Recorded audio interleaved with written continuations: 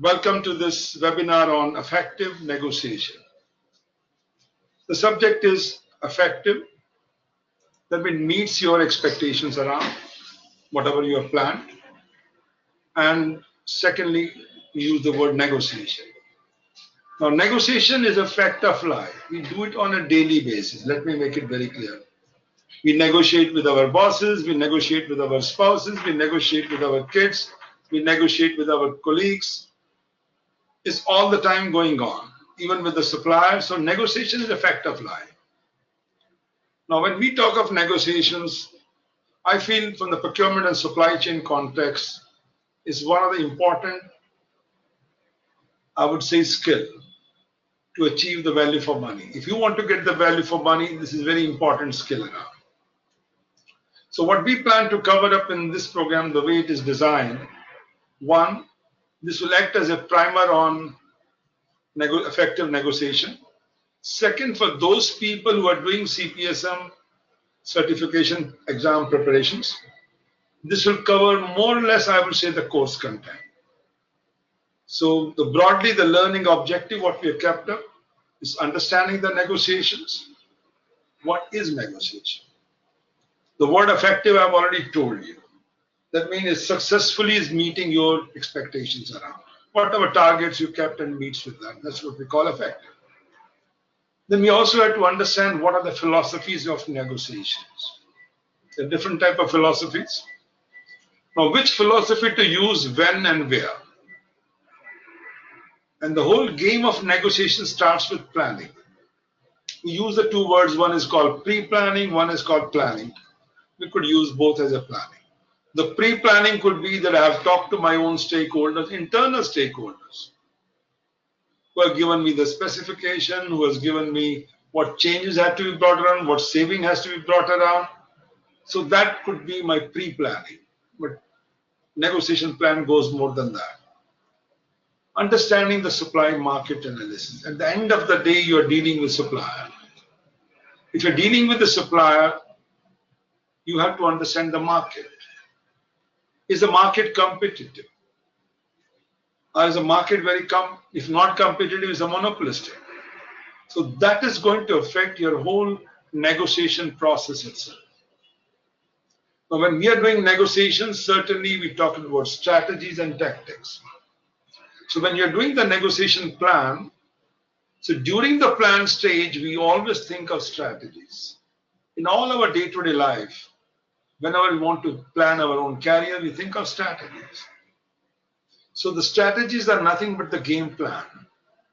But real life is not just work with the game plan. So you'll always find there are differences. What you have planned, it doesn't follow that way. So then we use the tactics, the maneuvering part. The next thing what we plan to cover up is learn about the basic negotiating concept.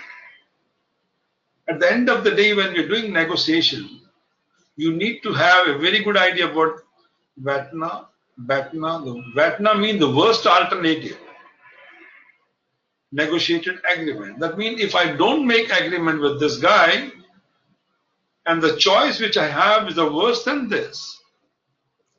And the VATNA means best alternative negotiated agreement. And you will find when I'm discussing various issues around, I will always say that try to improve your VATNA. If you have a best alternative, it makes you stronger. It makes you more powerful to negotiate with the supplier. Then there's a WAP, which is a walkaway price. If you feel that the zone is there and the supplier is not willing to listen to your price, that's what maximum you can say, then you have a walkaway price. Guys, if this doesn't work, the negotiation is over. The deal is not going to happen. And the JOPA is the zone of potential possible agreement. I might be starting with this side, supplier might be coming with this price range. There's a zone. Now, whether we are able to take 2 steps this side, 2 steps this side, that's a zone of potential of agreements. The one question which comes often is, how do we negotiate with the sole supplier? Lastly, but not the least, is learning your own negotiation style. There are different type of styles around. Now we do have a psychometric test. We soon plan to load it on our website, maybe next week. So those of you who want to test themselves, what is your style? Are you very warm persons? Are you very hard persons to deal with the people, supplier? Are you deal makers? Are you very logistic? Everything you want in a logistic, everything you want is a reason way. So very logics person. So that's a different style. So in short, if I look around the objective in the next 1 hour, which we'll walk through it, learn how to prepare for and conduct and negotiate in a professional way. We all do in our day-to-day life haggling. We do bargaining, but is it the professional way or what? So that's what we're trying to walk through. Now, coming back to the concept of negotiation, as I said to you in the beginning, it's a fact of life. All of us negotiates. Every day. Your friend says, can we meet on this meeting, this place? You say, no, I'm busy this way. So you're basically negotiating with everyone. Now people can use negotiating skills to bargain the price of a product or a service. You have gaps, you settle the differences, there's a dispute. So if there's a dispute between the two parties, suppliers and buyer, or even other ways, you want to handle the dispute. Even when we're doing the contract management, there's a concept called alternate dispute resolution. So alternate dispute resolution, which is shortly called ADR, we use negotiation as one of the tools around. Vary the contracts, we want to change it formally, this, that, quantity want to less down, make it less or more. You want to agree on a goal, arrive at a comfortable terms, find a compromise on this thing. So all these situations, one thing is common. The one thing common means there are two or more than two people players. There's a gap, there's a dispute, or in extreme case, there could be conflict also. And we have to resolve this thing. And to resolve this, we use a negotiation. So in short, the negotiation, the definition which comes from the ISM USA is an exploratory. You have to explore. It's not simple communication. Some people give the definition that negotiation is a dialogue, nothing more than that. Yes, we can sit down and have a dialogue with people around, but exploratory means you are really doing some homework. Supplier has given you the offer. You're trying to do exploring around what else I can do. Is this price reasonable? So the exploratory part is part of it now. And communication process. So it's exploration and communication. Some people shortly call communication process. I've seen people calling as a dialogue process. But when you're doing communications, you're trying to see what are my interests now. What is my interest? Why I'm doing this negotiation? Why I want to change the delivery period? Why I want to cut the costs around? The reason could be that your budget is very limited. Walkaway alternatives. Do you have walkaway alternatives? That's what I was calling you the BATNA part. Do you have options? Because the moment you know the options and the alternative, the best alternative, it makes you stronger and powerful. So your style of negotiations could be different. But if you don't have an alternative, you're left up with one choice, take it or forget, then your approach could be different. So now these process, when we talk of communication process, could be internally also, externally also. We all the time think of negotiation with supplier, but we forget around that we have internal stakeholders, could be the finance guy, could be your designers who have made the specifications such a way that only one guy can supply. So you may have to do the communication, the dialogue internally as well. Negotiation, the way we can see around, is a core competency. Somebody did some survey, our headquarters did survey some time back. So negotiation was ranking number 4 and number 5. So it's on the top rank. I would say out of 17 sub-competency, this was ranking as 4 or 5. It's a core competency. And the more you grow in your career, you need much more negotiation skills around. And as you all know very well, you don't get what you deserve, you get what you negotiate. If you're thinking the supplier will be damn honest and give you the best thing, no. You need to ask for it. So that's the way we work on it. So the basics of negotiations, let's walk through it. You are basically, let's say there are two players around. You can vary the terms. You've got many wide range of issues to be resolved. It could be payment terms, could be delivery terms, could be even the terms and conditions, other one warranty terms, a liability clause around. You might have a wide range of things to be discussed. But the resource is scarce. Possibility is that you may have agreement or you may have a conflict. Now, when you see in the left side, me and you, there's a big gap, no common ground. So obviously, when there's no common ground, the possibility of negotiation is remote. While in the other case, the me and you, we all are in sync. Either we have done such a wonderful influence, the guy wants to work with you. Your brand is so great, he says, guys, certainly I want to work with you. So that part is agreement is there. So there is something commonality to do the negotiations.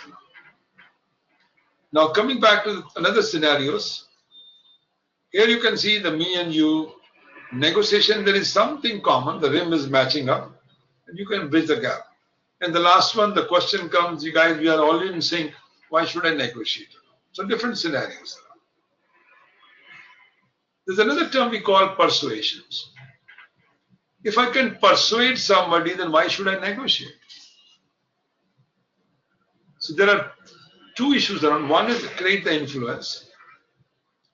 Your influence is so good, people just want to work with you. That's the influence part. Persuasion is you are trying to convince someone. Guys, we are the best one. You join us. If you get this business, you will have multiplying effect of this. You are basically persuaded around. So the moment you persuade, sometimes negotiation become very negligible. The guy will listen to you, whatever the terms you want. So sometimes we do advise, if you can, the golden rule is for negotiation, try to persuade. If persuasion works, great. Your time is saved, and then go for negotiation if required. So try to persuade the guy as the you has become more like me. But there are situations where you have to accept the position of the supplier. Let's say I'm working with a company of PC maker. I'm in the PC maker and I am expecting to buy from Intel the chips. There's only one company.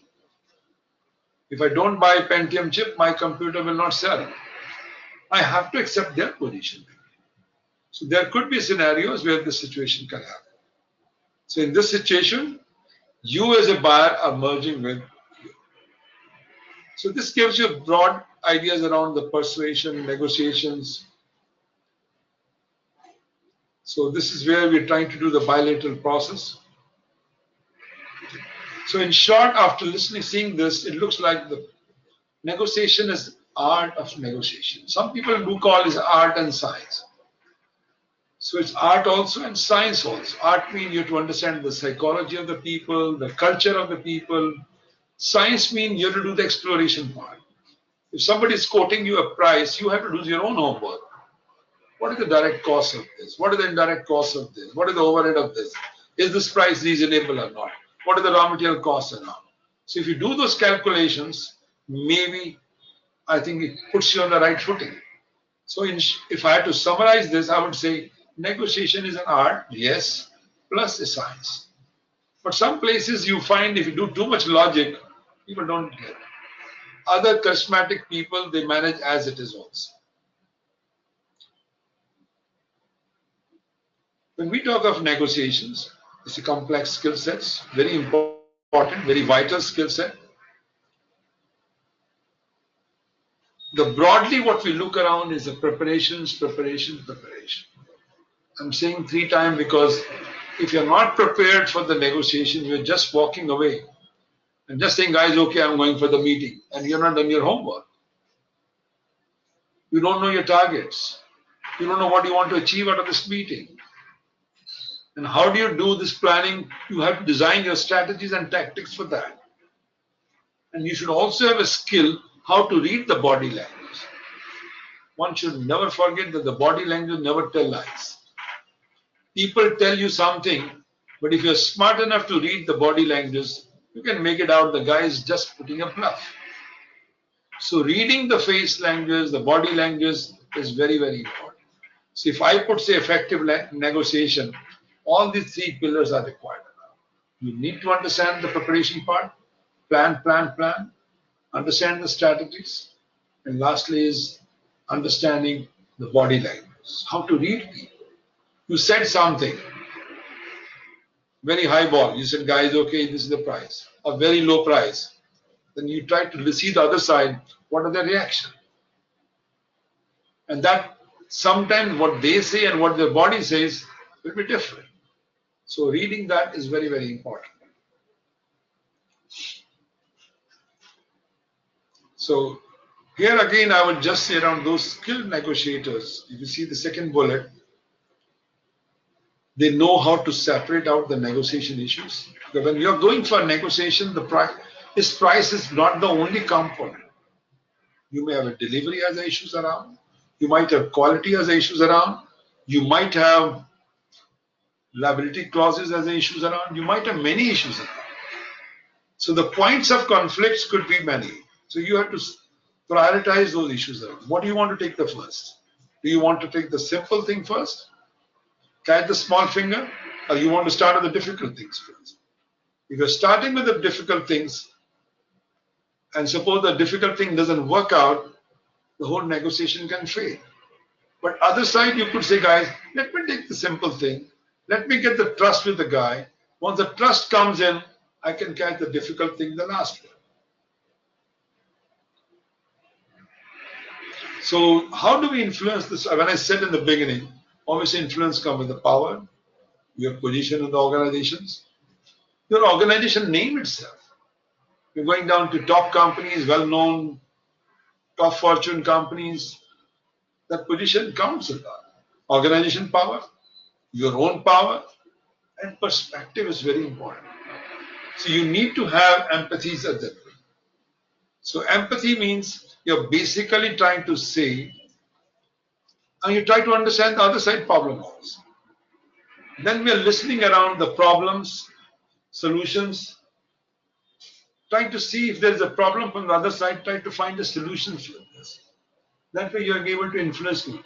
That means if I am a vendor to you, first thing I like to see what type of company you represent, what type of you person as a person or the power wise, your knowledge of the subject, I'll respect that part also. If you're listening me and giving an empathy part, and the lastly is my issues, my problem, you're able to listen and try to find a solution for that. Now coming back to the negotiation philosophies, when I look around, there are three parts. So the negotiation philosophies are win-win, win-lose, lose-lose. So the first one is win-win means a very collaborative approach. We work as a team. So your win is my win. So we are not looking as one single, it's not a zero-sum game. It's not that we are having a cake, only one cake, and two friends are trying to share. If one gets more, obviously other will get less. But in this collaborative mean, if I've got 10 issues to be resolved, I may lose on one side, I may gain on the other side. So it's not a zero-sum game. It's a very integrative approach. Extensive interaction is required, and we use win-win for a long-term relationship. Now, second is a win-lose, adversarial. Adversarial means basically, I want to win at any cost. Some people are like that. They just want to win. Any meeting they say they just want to dictate because they think that we have the big purse in our pocket. We can control the supplier. They are very adversarial type. They want to gain the maximum share, moderate interactions, and medium terms. I mean, this type of relationship can work not long term. The next one comes the lose-lose. Now, two players, the both negotiator and chief, one side from the buyer side, other one the chief who's from the seller side, both are hard-headed and they're very confrontation type people. Everybody says, guys, either you accept my deal, otherwise, I'm sorry, I can't do anything. Disinterested in each other's, limited interactions, and this type of relationship can't work. Sometimes you may be under pressure, you may take something, spot buying, yes, but in the long term, this cannot work. Now, the selection of the philosophy, I've given you broad ideas around nature of the market. If I've got a big suppliers, tons of supplier, I want to create the competitions all the time. The relative position of the buyer and the supplier, nature of outcome, what you expect from the relationship. If you want to have a long-term relationship, then you want to go with a win-win. If you're looking for a medium term, then you go with a win-lose. If you're not bothered about the relationship, it's a one-time buy, spot buy, yes, work on it. And history of the past relationship. You might have worked with the same supplier in the past. What was the relationship? Was it positive or negative? Did you have a good experience around? If you feel there was a bad experience around, then certainly you will like to be tough. The belief that an issue can be resolved only if someone wins and someone loses, I think that doesn't work around much, to be honest. Stages of negotiation, when we talk of negotiation, starts from preparation. A good preparation is a must. So once I've done the preparations, then we say, guys, okay, let's sit down, share the agenda. Guys, what is the agenda for the meeting? And we also budget the timing. What is the time I'm allocating for each point? So exchange the information. If required, I do my more homework in advance. I have got the supplier proposal, opening and concession making. Now here the game starts, that you give and take. And finally, once you have made the deal around, closing and commitment. It's very, very important around. Even if you've not made any deal, still you need to make very positive closing around. So in short, I would say 4 steps. Some people go with 5 steps. We call pre-planning. Preparation means planning, exchange the informations, opening, and the last is closing and commitment. We also decide in the case of planning when it comes up, the key elements of negotiation planning is objectives. What are the objectives of this negotiation? Your budget might have been shrunk, but the volume is same. That means you want a reduction in the price. Your quality is suffering. You want to get the quality improved. You are suffering with delivery period. Your inventory is going up. You want to cut down the inventory level. You want to move the GIT concepts. So negotiation objective has to be done. And these objectives, keep in mind, you might be the head of the function. You cannot do it alone. You have to talk with your internal stakeholders to decide these objectives. Next is the nature of the product or service need. What I'm buying. Can I store it for long? Does it need a cold chain around? The different type of products or services around. There are some items whose prices are shooting every time down. An electronic item where the prices are going down. Models are changing too fast. So that is going to affect my negotiation planning. My batch size will be connected with that. Keep in the mobile market, if you know the mobile phones, average model is 6 months. So my inventory level cannot exceed more than 6 months. And the forecast, even if I've done a wonderful forecast, is going up and down all the time. So that is going to affect supply and market dynamics. Market is changing enormously every time. For supply market dynamics, we use, I would say, the Michael Porter's 5 forces around and supplier proposal. So you got proposal from the supplier, you got your own objectives, You know the forces which are trying to change the price up and down, and the nature of the product. So if I go a little more explanation for each one, objective means your positions. And objectives, as I said to you, consult internal stakeholders.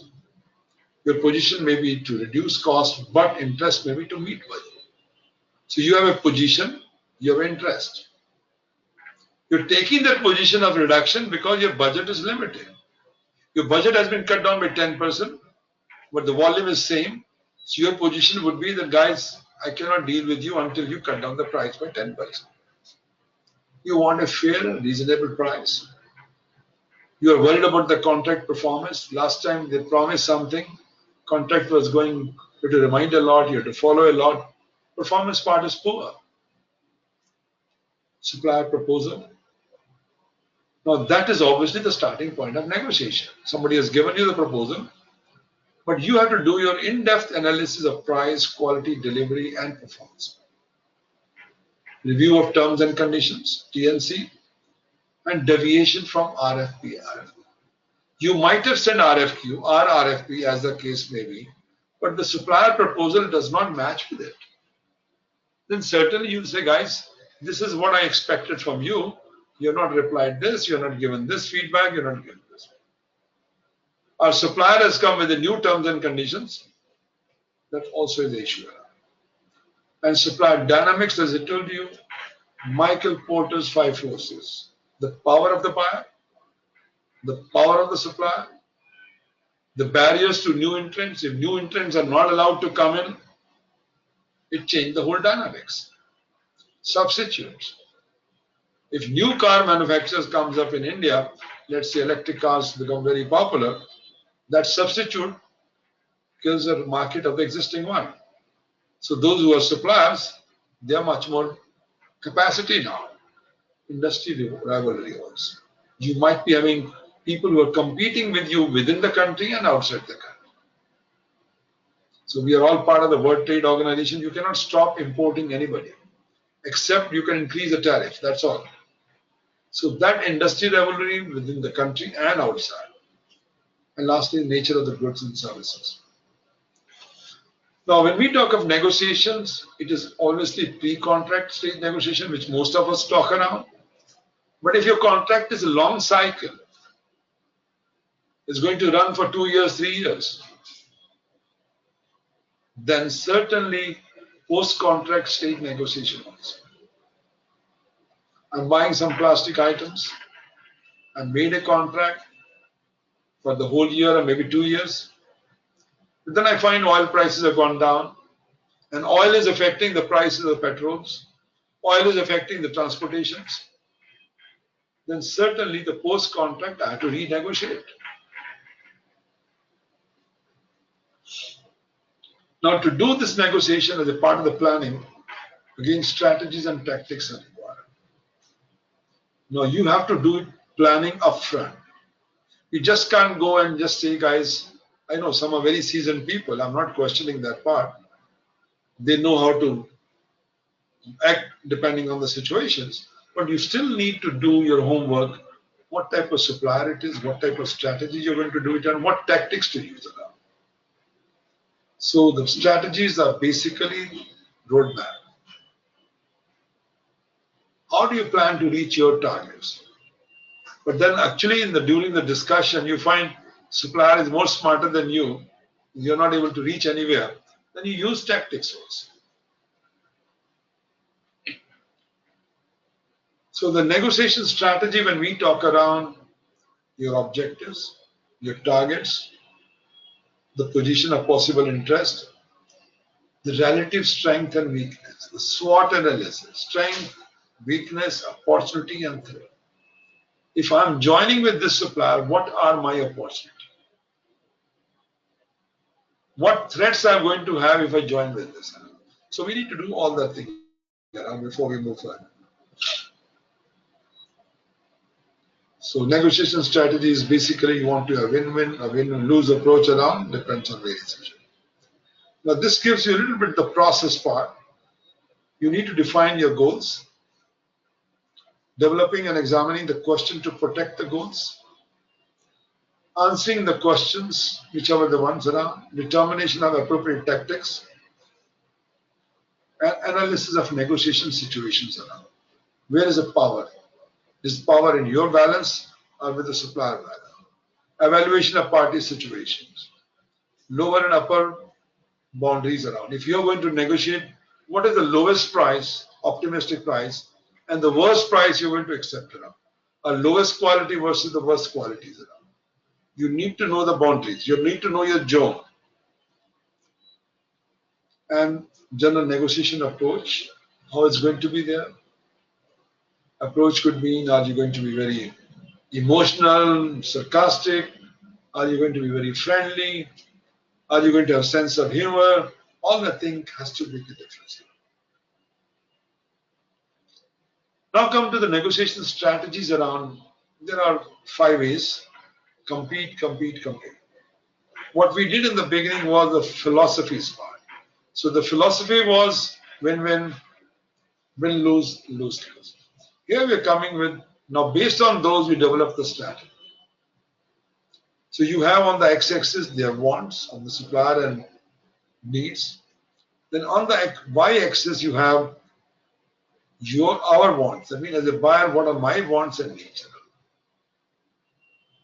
So in short, either I compete, competition. I've got my multiple choices. I want to win. I have choices around. Then there's a collaborative part where I win and you win because I don't have much choices with me. It's a monopoly supplier, it's a sole supplier. Or even if the competition exists around, but there's only 1 or 2 maximum, and the alternative is not so good, you want to collaborate. That's what we do under the strategic sourcing long-term arrangements. Then we have avoid. I lose, you lose, I don't care. I want my price. If you listen, fine. Otherwise, accommodate. Sometimes we try to accommodate, you win, I lose, because I'm thinking in the long term. And then there's a possibility between this is very common. We use the compromise. Guys, you are not taking one step. I'm not taking any step. Let's come up in between. So that's the compromise part. That's the way strategy is going. I think most of us, either we are looking at a monopoly supplier, then we go into collaboration, or in other places, either we do the competitions, through e-auction also, or compromise. So these concepts I've already explained around, so I will not take much time on this. Competitive strategies, which is also called distributive. This is one we call the collaborative ones, where we take as a positive sum, integrative part. I win, you win. Integrative is the law of the win and win situation says, nobody is perfect. Let's do the best way. That's what we talk about. Concept of integrating making. When we want to do in a collaboration, we should remove the people from the problem. We have issues. But if you start finding this person I don't like, this person I hated, then we are getting into trouble. Focus on interest and position. That's what we're talking about. And look for solutions which have mutual gains. That's where we look. Accommodations. The broadly which are used very commonly is the distributive and integrative. The interest is the focus of relationship and distribution is short term. Integration is the one which you saw in the red ones. Collaborative approach is a long term. Now, when we're doing the strategies part again, extending the same thing, just want to really touch those 5 points around. Don't leave TNC until last. It should not happen that you've done everything around and the real terms and conditions, you feel that's the last thing to do it. Please focus them as well. And before you go for the negotiation, do ask for their supplier proposal. If you don't have a supplier proposal, I think you may be losing something. And assess the supplier needs. Now the question could come, how do I assess the need of the supplier? Let's say I know the supplier, and the supplier capacity utilization is 60%, 70%. That means the guy is not able to use to the full optimum level. I have a choice to, I'm more powerful than. But in case supplier is fully utilized and used by your competitors, your business is very small for them. So their need is less, your need is more. So it makes the supplier more powerful. Include the database negotiation tactics. So sometime what happens, you use the data, guys. Okay, you've given me the price. Can you give me the detail? How did you work out this price? Obviously, the guy has to give you some cost detail around, including the margins, whatever 10%, 15% margin, but they still have to come up. How did they come up with this price? And when we are doing this, we should try to see if we don't want supplier to go under the pressure. They should go with a happy face. So the focus should be on the win for the supplier. It does not mean that you want to lose it. It's a win-win. I'm looking from both sides. Now the techniques, when we talk about the negotiations, take care of your postures, your body movements. Sometimes you're talking to the persons, you're putting, your posture is you're not bothered. Sometimes you're moving your legs, you're moving your hand, you're just leaving seat frequently around. That shows you're not serious. Be focused. If you're thinking of negotiation, be focused. Never keep things to yourself and crib later. It should not happen that first thing you don't do anything and later on you crib the guy's supplier was useless. You were not able to pick it. Be a listener. I think that will help you a lot. So be a patient listener. Be realistic. Don't be in a hurry to close the deal.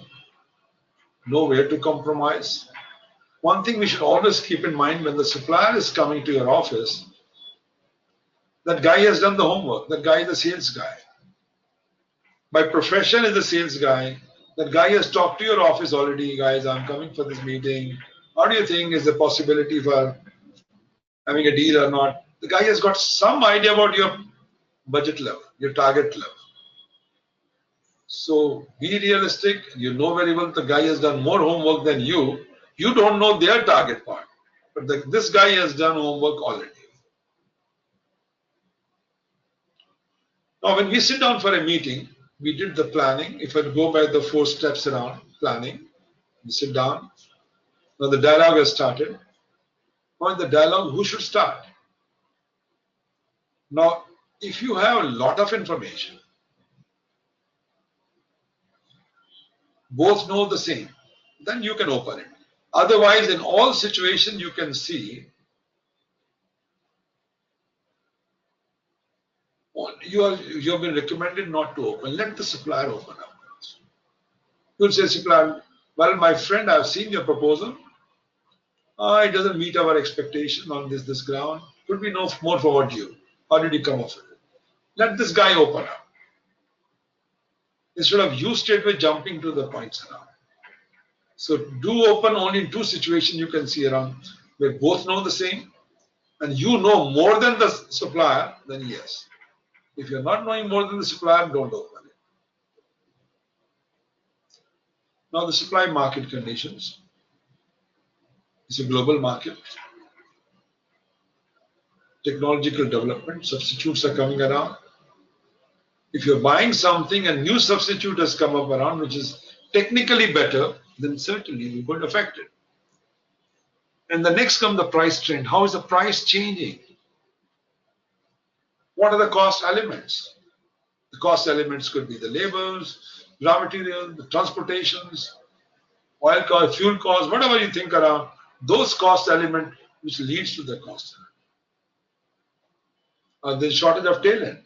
I'm looking for an expert on, let's say, artificial intelligence. Hardly few experts available around are on blockchain. I have to pay more. So the cost elements could go up. Market structure, degree of competitions, different supply market segments, and what are the government policies and regulations. It counts a lot. Let's say I remember the people who were buying some of the 5G implementations. Some were getting from, let's say, China, others were getting from this. Now, since we had a trade balance problem around with China, the tariff was increased, it affects the pricing. Same happens with oil, I've seen that. So the government policies, obviously government has to ensure uniform balance, trade balance. So some place the tariff may go up, the price may be less, but you have to look at the landed price. You might have started the negotiation 3 months back, then suddenly government come with a higher tariff. You have to keep an eye open, antenna open, guys. This may happen. So that market conditions are very important. Now, in addition to market, another part is the procurement and supply strategies. We call supply positioning model. Sometimes we call segmentation also. So segmentation means you're buying so many things and so many categories, wide range of items around. So supply positioning model helps you to segment. So the segmentation is like this. It is basically using 80-20 concepts. I'm sure you all know about 80-20. So when I do the segmentation, depending on the impact, supplier risk and expenditure. So all your suppliers, all your item, all categories could fall into the 4 headings around. Either it could be critical, or could be leverage, could be routine, could be bottleneck. So if it is critical, obviously I can't do competitive process there. I have few choices. While if it's a leverage one, yes, I have multiple choices. I can hammer down, I can e-auctions, I can do anything, reverse auction. But routine, low value items, multiple choices, I want to have a different type of relationship. I want to have a catalog. So this is where you have to work it around. My relationship in case of critical will be more of integration approach, my long-term approach. Leverage, I'm not looking long-term. I'm looking for middle term. Maybe I do competitive process, keep the price fixed for 6 months, 8 months, then review it again and again. Or in the case of routine, it's low values. I just want to make, like office supplies, I want to make a long-term agreement and make a catalog. And catalog is connected with my system. People can buy directly. The type of relationship, starting from spot buying to partnership, understanding the people. At the end of the day, when you're doing negotiation, it is the people. Even when you go for your interview, you're negotiating with someone. You're dealing with people. So you should not forget they're not God, they're all people who make the deals, not the organizations. So when you're dealing with the people, you have to understand their psychology also, what they like and what they don't like. Conducting negotiations. I would say now you're coming to the conducting part, try to build a rapport. This will go a long way. Friendly relationship. Because the moment you're friendly, somebody has come to you and suddenly you start talking around, the guy is coming from a heat and not even settled down. Give them a time, give them a coffee, give them this. Create a rapport. Talk about the weather, talk about general things around, and that will encourage communication and collaboration. So I would say this is very, very important across the whole negotiation. Fact-finding session, certainly. You read the profile, you read the proposal. Ask open-ended questions, not the closed question. Open-ended question, why this way, how you have come up with this price around, what is the purpose, try to let them come with the answer to you.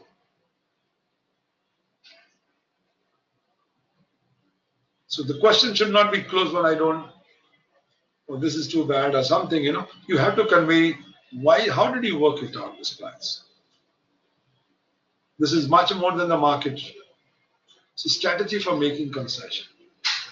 So now when you're sitting down for negotiation, you've built the rapport, you've done your fact-finding session, you're going back and forth, but you can only go back and forth once you know the zone.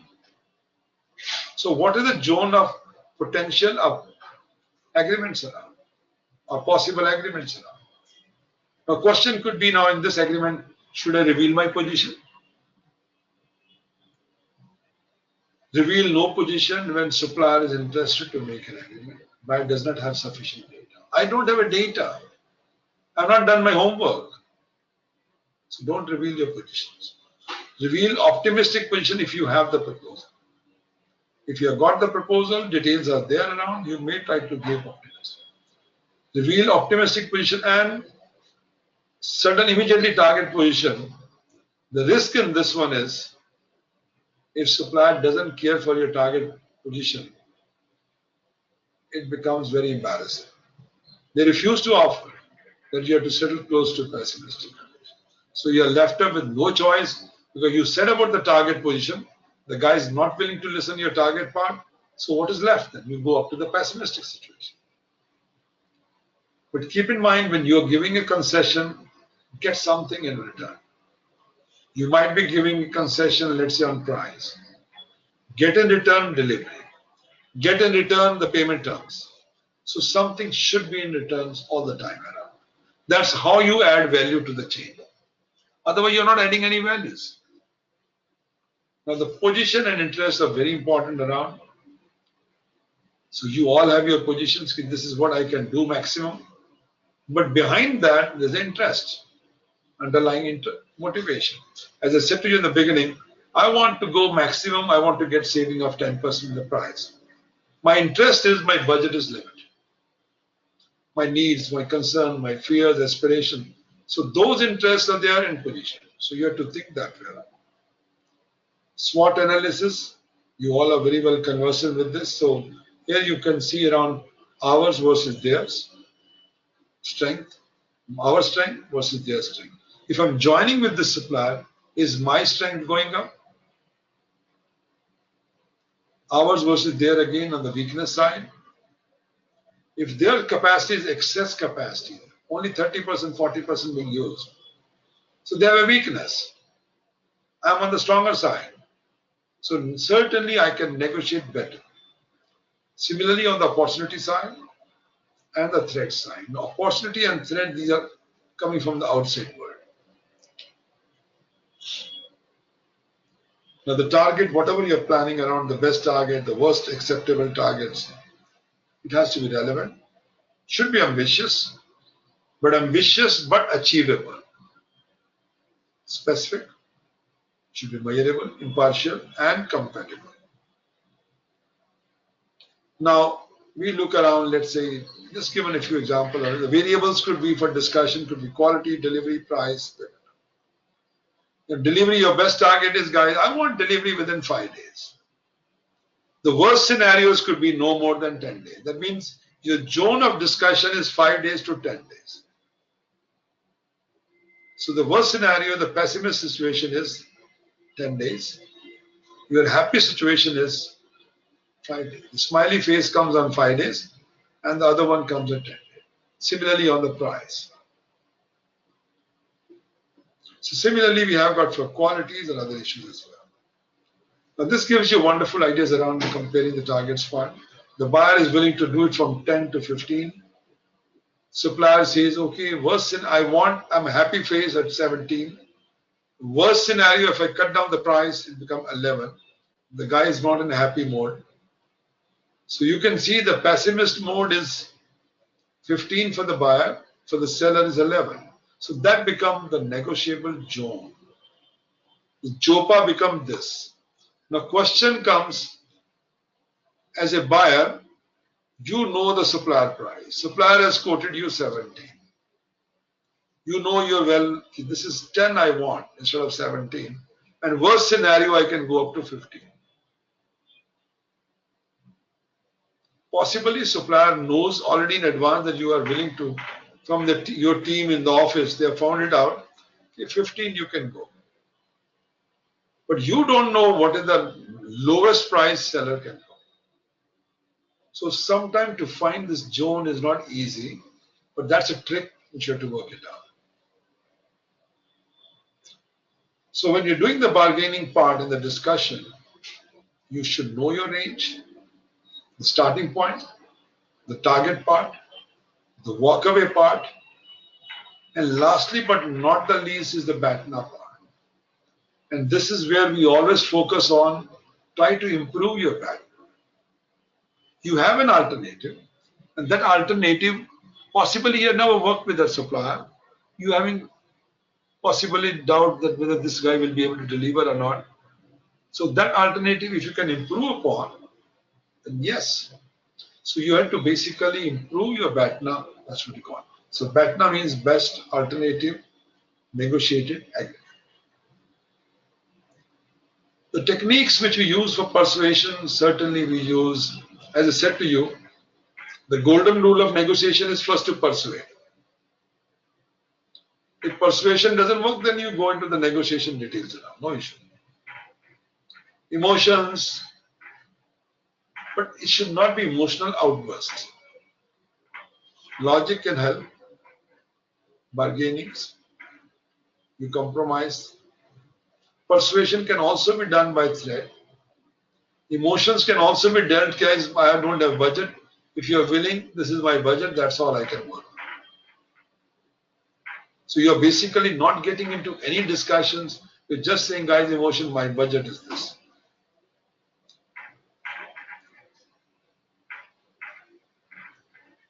But emotions can counter the logic.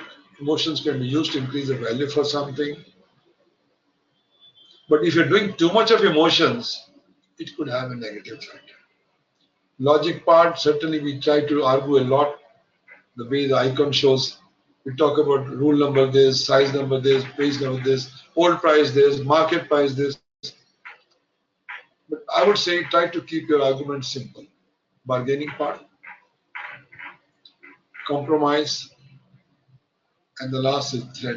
I would say this is the least thing one should do it. Common negotiation tactics what we use, sequence or prioritize the issue for discussion. You have 10 issues to be discussed. So prioritize, how do you want to start? Some people start with a difficult thing. They think if the first thing doesn't come, I don't want to waste my time. Some people say, guys, no, it's all about relationship.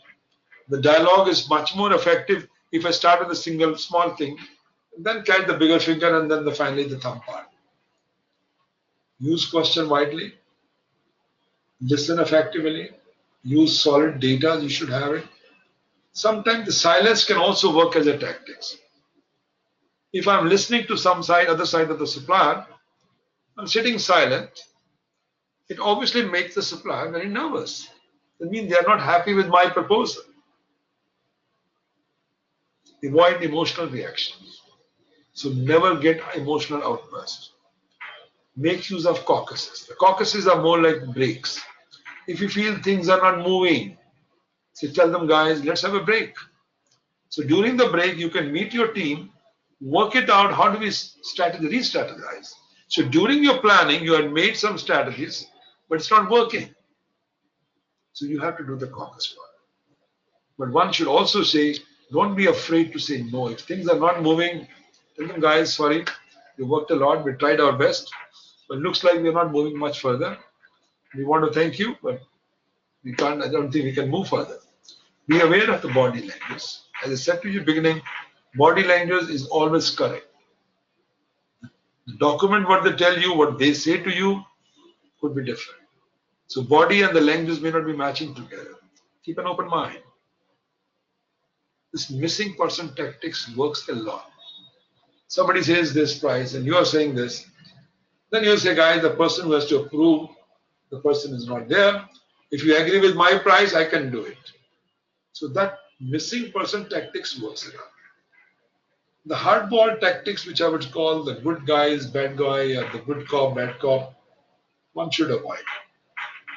This should be the least one. I know this is used in the police around. The one guy becomes the good guy and one bad guy.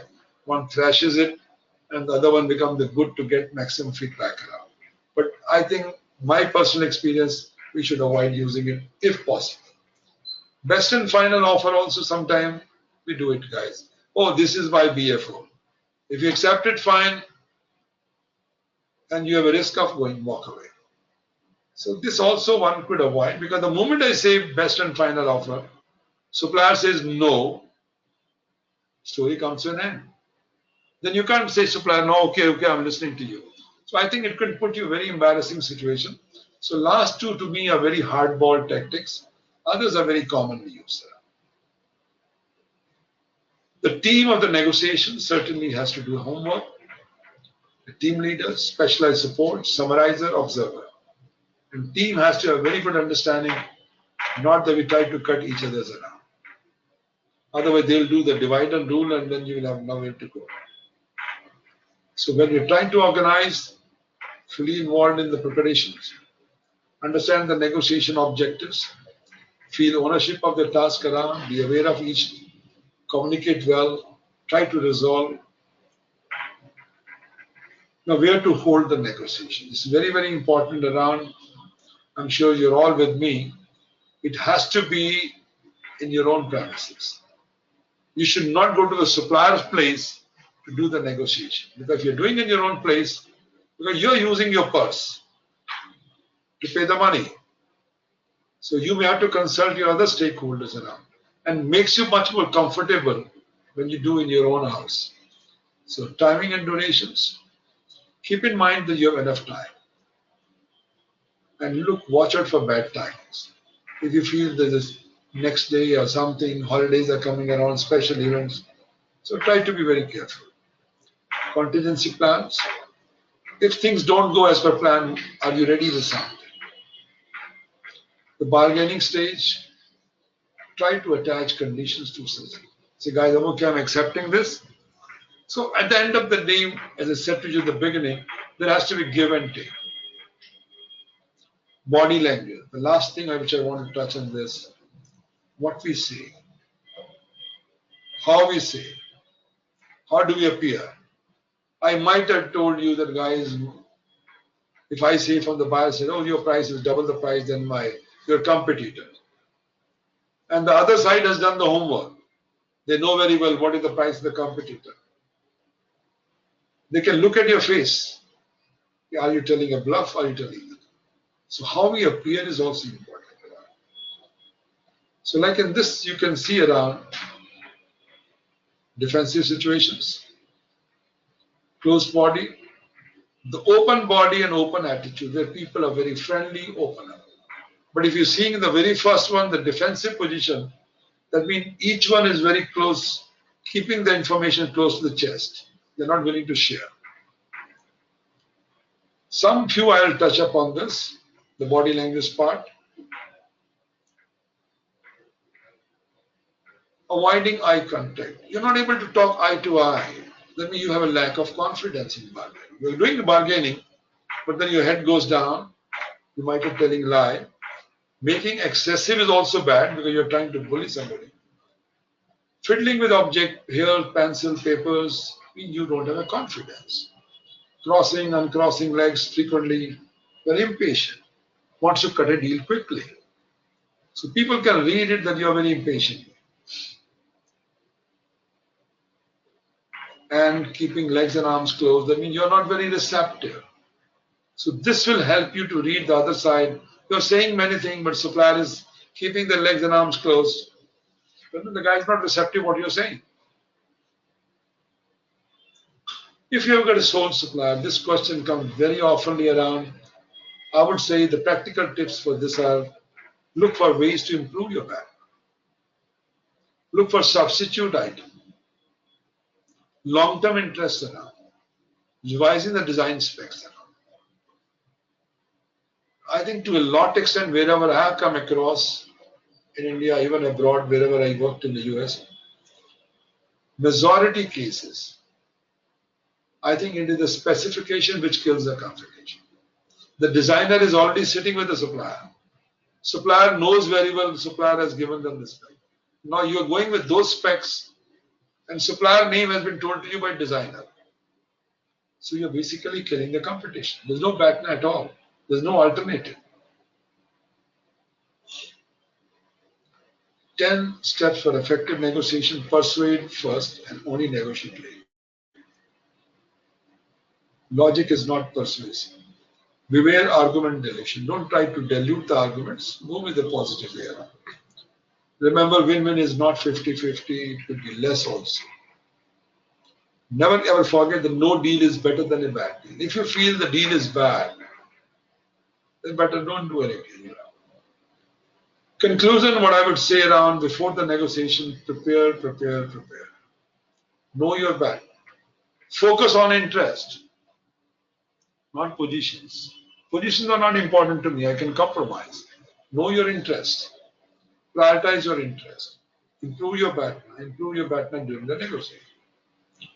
Lastly, I would say negotiation is a chess player.